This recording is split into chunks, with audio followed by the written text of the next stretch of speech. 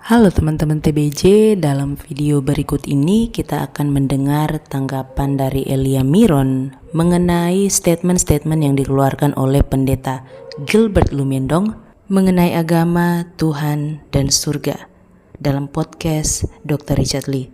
Seperti apa tanggapan dari Elia Miron? Mari kita saksikan video berikut ini.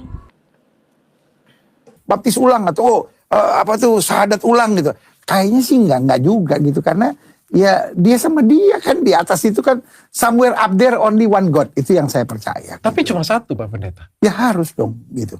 Oh dua, ya ilah. Presidennya cuma boleh satu, ya kan, apalagi yang di atas itu. Wah ini, gitu. ini menarik. Tapi sebelum saya masuk ke sana Pak Pendeta, ini Loh, kita jujur dulu, sorga itu ada berapa? Ada nggak kayak pengumuman? Budaya, oh sorganya di situ.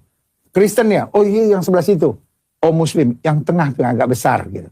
Hindu tuh yang agak kecil gitu. Kan nggak mungkin, sorga itu cuma satu. Tuhannya satu, ya kan? Cuma itu. Cuma manusia aja yang bikin kalau Tuhan itu satu, berarti 4 dari 5 agama di Indonesia, itu ada yang salah Pak Pendeta? Enggak. Oke. Ketika Richard Lee bertanya kepada Pak Gilbert, kalau Tuhan itu satu, apakah semua agama itu ada yang salah? Lalu Pak Gilbert mengatakan tidak.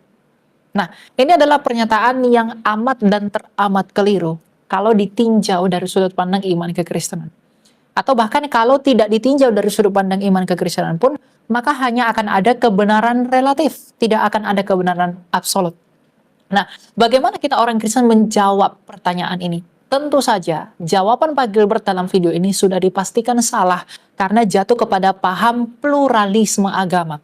Nah, kalau sebagai orang Kristen, kalau Tuhan itu satu, apakah semua agama itu bisa menjadi benar? Jawabannya tidak.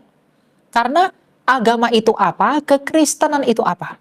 Dalam Alkitab, dalam 1 Korintus 8 ayat 6 dan 7, yang adalah suratnya Rasul Paulus kepada jemaat di Korintus yang pertama, ia mengatakan apa? Bagi kita hanya ada satu Allah saja, yaitu Bapa yang untuk Dia kita hidup. Dan satu Tuhan, yaitu Yesus Kristus.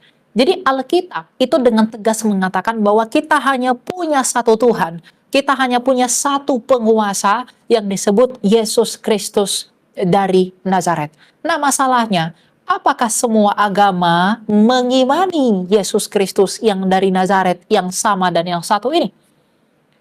Yesus Kristus disebut sebagai Tuhan, disebut sebagai Allah, dan disebut sebagai Mesias. Itu hanya ada di dalam iman kekristenan. Di dalam Islam itu tidak diakui. Dalam Hindu itu tidak diakui. Dalam Buddha itu tidak diakui. Lalu apakah dengan demikian Tuhannya berarti sama? Tentu tidak. Tuhan yang benar itu hanya satu. Dan dalam iman kekristenan, Tuhan yang benar itu hanyalah Yesus Kristus yang telah membuktikan bahwa Ia adalah Sang Hidup itu sendiri. Jadi kalau dikatakan apakah semua agama sama saja, sedangkan Tuhan itu satu? Tentu tidak. Karena Tuhan itu, yang benar itu, hanya Yesus Kristus seorang diri yang memang datang ke dunia menyatakan dirinya. Jadi pernyataan atau jawaban Pak Gilbert dalam hal ini menurut saya itu tidak tepat, atau bahkan sangat salah sekali kalau ditinjau dari sabda Tuhan Yesus sendiri yang mengatakan bahwa akulah guru dan juga Tuhan. Baik teman-teman TBJ, sama seperti Elia, saya pun tidak setuju dengan apa yang disampaikan oleh Pak Pendeta Gilbert Lumendong. Mengapa? Kalau kita lihat dalam perjanjian lama, bangsa Israel telah dikhususkan oleh Allah, dan bahkan mereka tidak boleh bergaul dengan bangsa-bangsa yang lain, bangsa yang tidak mengenal Allah, agar bangsa Israel tidak terjerat ataupun berkompromi dengan ilah-ilah lain. Bahkan Allah dengan tegas menyampaikan untuk tidak menyembah ataupun beribadah kepada ilah-ilah lain. Allah menghususkan bangsa Israel dan membawa mereka mengerti bahwa Dialah satu-satunya Allah yang benar. Inilah alasan mengapa teman-teman bahwa kita tidak boleh menyamakan Allah yang kita sembah di dalam Kristus Yesus dengan ilah-ilah yang lain, jelas sama sekali berbeda. Bahkan di dalam perjanjian baru sendiri pun Tuhan Yesus mengingatkan kepada kita untuk berhati-hati dengan ajaran-ajaran dari para nabi-nabi palsu. orang-orang yang membelokkan kebenaran.